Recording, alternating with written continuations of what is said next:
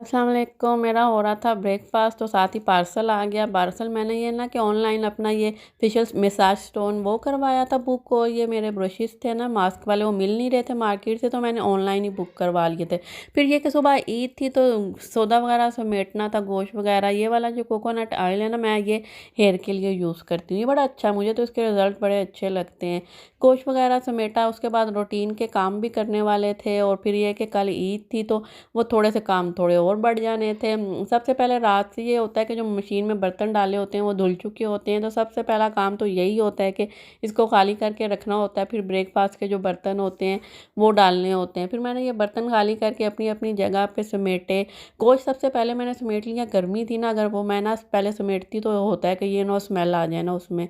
तो ये बर्तन फिर बाकी जो रह गए वो मैंने मशीन में डाले, और कुछ ऐसे बर्तन बड़े होते हैं ना जो मैं हाथ से धो लेती हूँ। देगची जो बड़ी हो जाए, ये कुकर वगैरह, या कोई आटे का ये बर्तन जैसे हो गया ना मशीन का, ये मैं हाथ से ही धो लेती हूँ, क्योंकि ये मशीन में आ तो जाते हैं, लेकिन ये कि फिर ये कि बाकी बर्तन रात तक मशीन फुल हो जाती है। बेहतर होता है कि ये बड़े वाले बर्तन जो है ना, मैं एक दो जो होते हैं या कोई प्लास्टिक की ऐसी चीज़ जो मैं मशीन में ना रखना चाह रही हूँ, वो भी मैं हाथ से ही धो लेती हूँ। इनको हाथ से धो के ना फिर मैं अच्छी तरह कपड़े से ड्राई करके ना फिर इनको अलमारियों में रखती हूँ। ऐसे जो हाथ से धुले हुए बर्तन उनमें पानी ज़्यादा होता है ना, मैं कभी भी ऐसे अलमारियों में नहीं रखती। फिर ये कि वो अलमारियाँ वगैरह गंदी हो जाती हैं, उस इनको हमेशा ड्राई करके रखना चाहिए। इनको धो के ड्राई करके कपड़े से अच्छी तरह फिर मैंने इनको अलमारियों में रखा। ये क्योंकि मुझे पता था कि आज का दिन थोड़ा मेरा ना बिज़ी गुजरने वाला है। कल ईद थी, एक्स्ट्रा काम भी थोड़े से करने वाले थे, तो मैंने कहा पहले किचन वगैरह समेट लूँ, और जो फिर सौदा आया हुआ था फिर वो भी समेट के रखना था। आजकल गर्मी है तो मैं फ्रूट वगैरह जो है ना धो के ही, ऐसे सब्जियां वगैरह धो के ना उनको ड्राई करके ही फ्रिज में रखती हूँ, क्योंकि ये गर्मी का मौसम है। ज़रा सा ये फ्रूट वगैरह अगर बाहर पड़ा रह जाए या कोई ऐसी चीज़ पड़ी रह जाए तो छोटे छोटे मच्छर टाइप वो पता नहीं क्या ऐसे आ जाते हैं ना घर में, और एक इतनी ढीठ सी मक्खी आ जाती है पूरा दिन उसको निकालते रहो ना, वो निकलती ही नहीं है। इसीलिए मैं फ्रिज में रख दे। हालांकि मुझे ठंडे फ्रूट या कुछ ऐसे खास पसंद नहीं है फ्रिज का फ्रूट ना, लेकिन रखना पड़ता है गर्मी की वजह से। धो के इनको ना सब चीज़ों को मैं धो के ड्राई करके रखती हूँ। सैलड भी अच्छी तरह धोना चाहिए। सैलड हो गया, धनिया पुदीना, इनको अच्छी तरह ऐसे खुले पानी से 5-6 दफ़ा धोना चाहिए कि इनकी मट्टी सारी निकल जाए ना, क्योंकि मट्टी वाली चीज़ें होती हैं, इनको अच्छी तरह जब तक रगड़ के ना धो ना, इसमें से मट्टी निकलती नहीं है। फिर धो के इनको डब्बों में मैंने ना ऐसे डाल के रख देती हूँ, तो बच्चों ने अगर सैंडविच में यूज़ करना है तो बार बार ये होता है कि फिर गीला नहीं होता ना सलाद वगैरह। इनको धो के ड्राई करके उनको डब्बों में बंद करके फ्रिज में रख देती हूँ, तो फिर जैसे जैसे यूज़ होता जाता है तो फिर इतना मसला नहीं होता कि बार बार इनको धोना है, गीला करना है ना। उसके बाद सफाइयों का काम शुरू हो गया। सफाइयाँ की सबसे पहले यही होता है, किचन साफ़ हो जाए, टॉयलेट बाथ साफ़ हो जाए तो लगता है घर का काफ़ी काम हो गया है ना। फिर मैंने सफाइयाँ करने वाली थी वो की। इतनी ज़्यादा वैसे कोई मेसी नहीं, घर में गंद नहीं था, मैंने ये डिस्पोजेबल टिश्यू से ही सफाइयाँ कर ली तो घर साफ़ हो गया था ऐसे ना। ये मैंने आज नए मैट बिछाए थे ईद के लिए रखे हुए, तो वो भी मैंने नए बिछाए। उसके बाद मैंने मीठा तैयार करके रखना था, क्योंकि सुबह तक ये कि अच्छा सा ठंडा हो जाता है ना। 2 लीटर दूध को ना मैंने उबाल लिया, उसमें से ये 1 कप दूध मैंने अलग रख लिया। जेली बना रही थी, और कस्टर्ड ना, मैंगो कस्टर्ड ना, मेरे बच्चे मैंगो कस्टर्ड बहुत शौक से खाते हैं। 1 कप चीनी मैं यूज़ करूँगी। अब ये जो मैंने 2 लीटर दूध को उबालने के लिए रखा, उसमें से 1 कप अलग रख लिया था ठंडा दूध ना। उसमें 4 बड़े खाने के चम्मच मैंने ना कस्टर्ड मिक्स किया है। इसको अच्छी तरह मैं मिक्स कर लूँगी, क्योंकि ये ना ऐसे इसमें कोई गिल्टी वगैरह ऐसे कुछ ऐसा रहे ना ना, इसको अच्छी तरह इसको ना ऐसे मिक्स कर लेना चाहिए। दूध उबलने के बाद उसमें मैं चीनी मिक्स करूँगी और कस्टर्ड मिक्स करूँगी ना। कस्टर्ड ये कि मैं साथ साथ चेक करती रहती हूँ, मीठा भी और कस्टर्ड भी ना कितना और इसमें जाएगा ना। एकदम से कस्टर्ड को गाढ़ा नहीं कर देना चाहिए, क्योंकि हल्की आंच पे इसको पकाना चाहिए 10-12 मिनट तक ना, फिर ही पता चलता है कि और कस्टर्ड यूज़ होना है कि नहीं होना ना। क्योंकि कस्टर्ड की क्वालिटी पे डिपेंड करता है। हर दफ़ा कस्टर्ड की क्वालिटी अगर डिफरेंट, हालांकि होता रफान का ही है, लेकिन अगर कहीं और से ख़रीद रहे हैं तो बाज़ दफ़ा क्वालिटी में फ़र्क आ जाता है ना। हर दफ़ा ये कि 4 चम्मच नहीं जा रहे होते, बाज़ दफ़ा ज़्यादा भी जाते हैं और बाज़ दफ़ा कम भी जाते हैं। इसलिए कि कस्टर्ड मिक्स करने के बाद ही चेक करना चाहिए। अगर और ज़रूरत पड़ रही हो ना तो साथ साथ डल भी सकता है, फिर पकने के बाद पता चलता है कि ये गाढ़ा हुआ कि नहीं हुआ ना। मैंने 4 चम्मच डाल के देखा ना, तो मुझे थोड़ा सा कम लग रहा था इसका पकने के बाद ना। कलर भी उतना नहीं लग रहा था, और चीनी भी मुझे थोड़ी कम लगी, तो मैंने चीनी भी थोड़ी सी और डाली थी। और कस्टर्ड भी ये है कि ना 1.5 चम्मच जो है ना मैंने और यूज़ किया था। फिर इसका कलर वैसा मैंगो वाला हुआ था, और ये कि पकने के बाद ना ये मुझे लग रहा था कि गाढ़ा हो जाएगा, क्योंकि कस्टर्ड जब ऐसे हो जाए ना कि मैंगो कलर का हो जाए, थोड़ा डार्क कलर ना, बहुत फीका वाला कस्टर्ड का कलर नहीं होना चाहिए मैंगो का अगर बना रहे हैं तो। फिर ऐसे कि ये मैंगो पल्प की तरह ऐसे तैयार हो जाए ना, फिर ये ठंडा होने के बाद अच्छा सा ऐसे थिक सा तैयार होता है कस्टर्ड ना, तभी अच्छा लगता है कस्टर्ड ना। ऐसे पकाना भी चाहिए और हल्की आंच पे कि बिल्कुल नीचे ना लगे ना, तो फिर वरना नीचे लग जाए तो वो ऐसे स्मेली सा हो जाता है। कस्टर्ड तैयार हो गया, फिर उसको मैंने ठंडा करने के लिए रख दिया। ऊपर से थोड़ी सी मैंने जगह ऐसे छोड़ दी थी क्योंकि उसके ऊपर जेली भी आनी थी।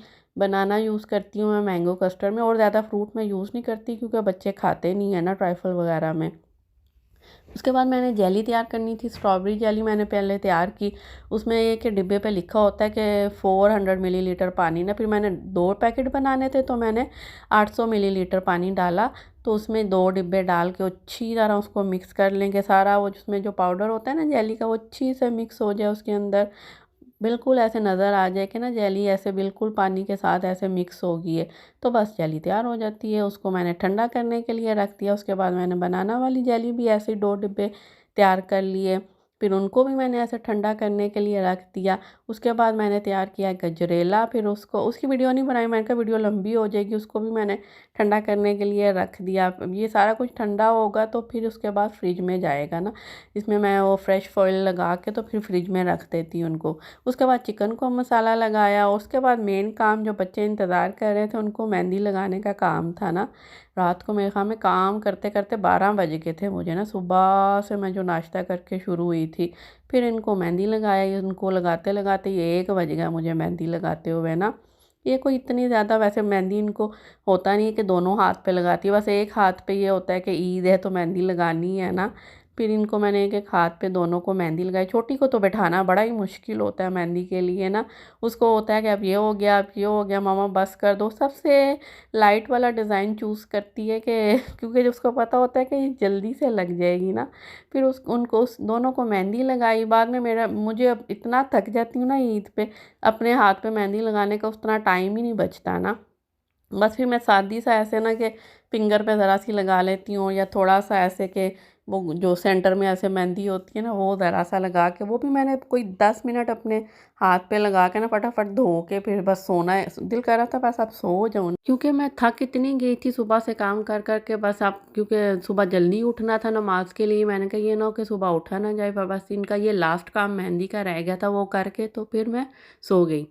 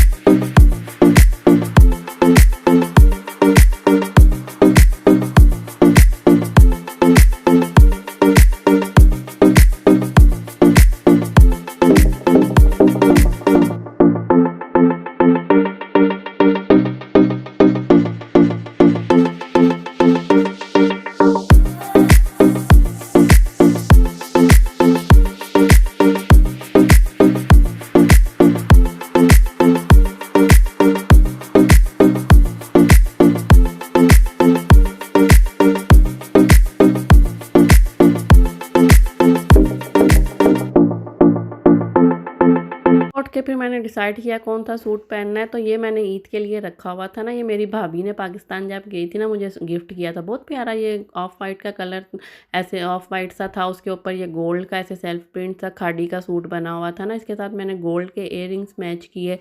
बड़ा मुझे तो ये सूट बड़ा ही पहन के भी इतना डिसेंट सा लग रहा था ना, जैसे सिलने में लग रहा था ना अच्छा सा, से पहन के भी बहुत अच्छा लगा। फिर हम ये कि 2 साल का स्टॉक ले आते हैं पाकिस्तान से, तो वो ही फिर डिसाइड करना होता है, उन्हीं में से कपड़े हमने डिसाइड करने होते हैं ना कौन से पहनने हैं, कौन से ईद पे पहनने हैं, कौन सी बर्थडे पे। ये मैंने ईद के लिए रखा हुआ था। मुझे तो बहुत पसंद आया पहन के ना। उसके बाद फिर मैंने ये कि नमाज़ पढ़ के ना शीर खुरमा तैयार किया। हस्बैंड भी नमाज़ पढ़ने के लिए चले गए, तो फिर उन्होंने आके सेवइयाँ वगैरह खानी थी, तो फिर मैंने वो तैयार की है। सच ऐसा कोई हैवी नाश्ता नहीं किया, बस ये खा के तो फिर चाय बनाई। और फिर छोटी बच्चियों को ना, दोनों को ना तैयार करना होता है। मैंने उन दोनों को तैयार किया। फिर ये कि उनके बाल वगैरह भी बनाने होते हैं। मेकअप का तो वैसे इतना शौक नहीं है बड़ी बेटी को, तो मैंने ज़बरदस्ती थोड़ा थोड़ा ऐसे मेकअप भी उसको कर दिया। फिर उसके बाद बारबेक्यू करना था, वो किया। हालांकि ईद का पहले प्लान कुछ और बना था, फिर करते करते वो चेंज होते, फिर चेंज हुआ, फिर ऐसे करते करते ना एंड पे बस ये बारबेक्यू डिसाइड हुआ। फिर बारबेक्यू ये कि मेरे हस्बैंड ने जल्दी थोड़ा स्टार्ट कर दिया था, क्योंकि देर ये थोड़ा ऐसे कि टाइम लगता है इन चीज़ों पे ना, तो काफ़ी कुछ बारबेक्यू करना था। फिर मैंने चटनियाँ वगैरह तैयार की, सैलड तैयार किया, और फिर साथ राइस बनाने थे, और ये कि वो तुर्किश नान वगैरह थे वो लेकर आने थे। तो ये मेरी जो फ्रेंड थी ना, वो भी ये स्टेक वगैरह वो लेकर आई, कबाब का मिक्सचर वो लेकर आई। फिर वो भी बारबेक्यू किया ऐसे तो, और राइस उसने बनाए। राइस वो बहुत अच्छे बनाती है ऐसे राइस ना, फिर मैं राइस उसी से बनवाती हूँ। उसके बाद मिल के सब ने खाना खाया, एंजॉय किया सब ने ना। फिर ये कि जो जेंट्स वगैरह थे उन्होंने काम पे चले जाना था, क्योंकि ऐसा चीज़ छुट्टी का दिन नहीं था। तो फिर ये कि जल्दी जल्दी खाना खाया, तो उसके बाद स्वीट भी सर्व कर दी कि वो लोग खा के चले जाए ना। मेरी फ्रेंड ने तो इधर ही रहना था, बच्चों ने इधर ही रहना था, लेकिन ये कि बाकी जेंट्स ने चले जाना था, इसलिए कि खाने के बाद फिर स्वीट भी रख दिया हमने, वो इंजॉय की। फिर ये कि ये आज का सेकंड डे का खाना है। ये आज मैंने ना कौरमा बनाया मटन का, बड़े मज़े का कौरमा बना, और थोड़ा से मटन के लिए टिक्के ना मैंने अपने हस्बैंड के लिए बना के रख दिए। थैंक यू, अल्लाह हाफिज़। ईद मुबारक मुबारक ईद मुबारक।